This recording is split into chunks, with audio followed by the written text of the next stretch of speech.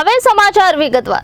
સુરતમાં આશા વર્કર બહેનો અને આંગણવાડી કર્મચારી બહેનોએ રેલી યોજી વિરોધ પ્રદર્શન કર્યું।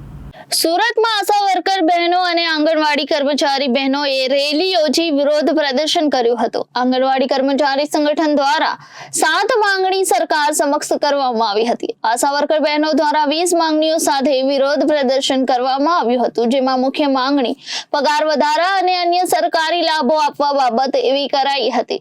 રક્ષાબંધન પહેલા વિધાનસભા તેમજ સંસદના સત્રમાં આ બાબતે મહિલાઓના હિતમાં નિર્ણય કરાય તેવી માંગ કરવામાં આવી છે। જો માંગણી નહીં સ્વીકારવામાં આવે તો ચોક્કસ મુદતની હડતાલ કરવામાં આવશે તેવી ચીમકી પણ ઉચ્ચારવામાં આવી હતી।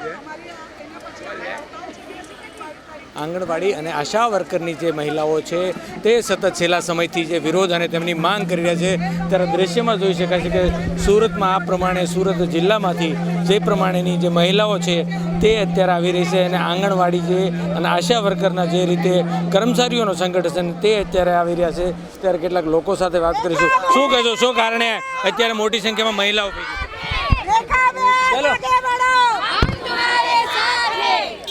આજે બહુ મોટી સંખ્યામાં એટલે 1000 થી 1200 બહેનો આશા વર્કર બહેનો છે ને આંગણવાડી બહેનો છે। બધા જ બહેનો પગાર વધારા માટે આવેલા છે, કેમ કે સંસદમાં અત્યાર સુધી કોઈ પ્રશ્ન તો ઉપાડ્યા છે પણ નિરાકરણ આવ્યું નથી। રક્ષાબંધન આવી રહેલા છે, અમે એમ જ કહે છે પીએમ સાહેબ ને સીએમ સાહેબ ને બહેનો બધી રાખડી બાંધવા આવવાની જ છે, તમને તો ગિફ્ટ તરીકે બહેનોને પગાર વધારો આપો, એ જ બધી બહેનોની આશા છે। ને જો આવનાર દિવસોમાં અમારા કંઈ પગાર વધારો નહીં થાય તો 20, 21, 22 તારીખની હડતાલ રાખેલી છે। ત્યારે પણ જો પગાર વધારો નહીં થાય તો અચોક્કસ મુદતની હડતાલ પર આશા વર્કર બહેનો ને આંગણવાડી બહેનો બંને જવાના છે। લાંબા સમયથી માંગ છે પણ સતાઈ નથી થતી, હવે કઈ રીતે? 2018 થી કેન્દ્ર સરકારમાં 1 રૂપિયાનો વધારો કર્યો નથી। 5 વર્ષથી અમે આવેદનપત્ર, રેલીઓ, પછી ધરનાઓ બધા કરીને થાકી ગયેલા છે। ગાંધીનગર સુધી, દિલ્હી સુધી અમે જઈ આવ્યા છે તો પણ પગાર વધારો થયો નથી। મોંઘવારી દિવસે ને દિવસે વધતી જાય છે ને પગાર વધારો વધતો નથી। એના માટે આજે બધી બહેનો આવેદનપત્ર આપવા આવેલી છે। આખા સુરતની બહેનો આજે રેલીમાં જોડાયેલી છે। આવનાર દિવસોમાં ઉગ્ર આંદોલન કરવાની ચીમકી પણ આપીએ છીએ અમે। બિલકુલ ઉગ્ર આંદોલન પર થાય। તમે શું કહેશો? અનેકવાર રજૂઆતો કરી છતાં સરકાર સાંભળતી નથી આ મહિલાઓની વેદના।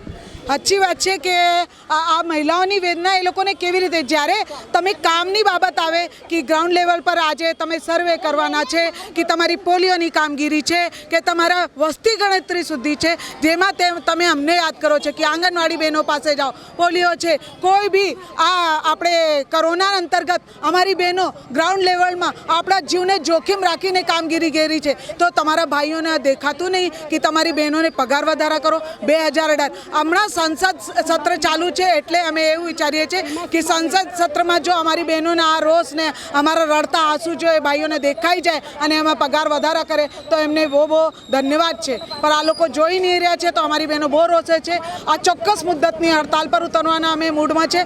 હમણાં તો 20, 21, 22 તારીખે હડતાલ રાખી જ છે અને અમે 3 થી 10 તારીખ સુધીમાં તમામ પ્રોગ્રામો કરી રહ્યા છે અમારા લેવલમાં। આંગણવાડી અને આશા વર્કરો સંયુક્ત રૂપથી અમે કરીએ છીએ। આજે કેટલી મહિલાઓ જોડાય અને કલેક્ટર પાસેની મુખ્ય માંગણીઓ શું છે?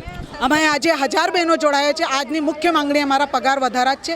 એમ તો ઘણી બધી છે, વય મર્યાદા દૂર કરો, પ્રમોશન કરો, ઇન્સેન્ટિવ બેઝ ખતમ કરો, એ લઘુત્તમ વેતનની અંતર્ગત અમને લો, એવી રીતની તમામ માંગણીઓની રજૂઆતો અમે ઘડી અને ધારાસભ્યશ્રી હોય કે સાંસદ સભ્યશ્રી હોય કે કલેક્ટરશ્રી હોય કે બધાને જ અમે આપી ચૂકેલા છે। છતાંય બી ધ્યાનમાં અમે કેવી રીતે નહીં આવી રહ્યા હતા, તો તમે કામના ટાઈમે અમને કેવી રીતે ધ્યાનમાં લો છો, પગારના ટાઈમે બી અમને ધ્યાનમાં લો ને, એ જ અમારી રજૂઆત છે મુખ્ય। બિલકુલ, તો રોજ અસ્પષ્ટપણે છે અને ખાસ કરીને લાંબા સમયથી જે મહિલાઓની માંગણી હતી અને જે આશા વર્કર અને જે આંગણવાડી વર્કરોની જે માંગ હતી તેને લઈને આવેદનપત્ર આપ્યું છે અને જો તેમની માંગ સંતોષાય નહીં તો ઉગ્ર આંદોલન કરવાની ચીમકી પણ ઉચ્ચારી છે।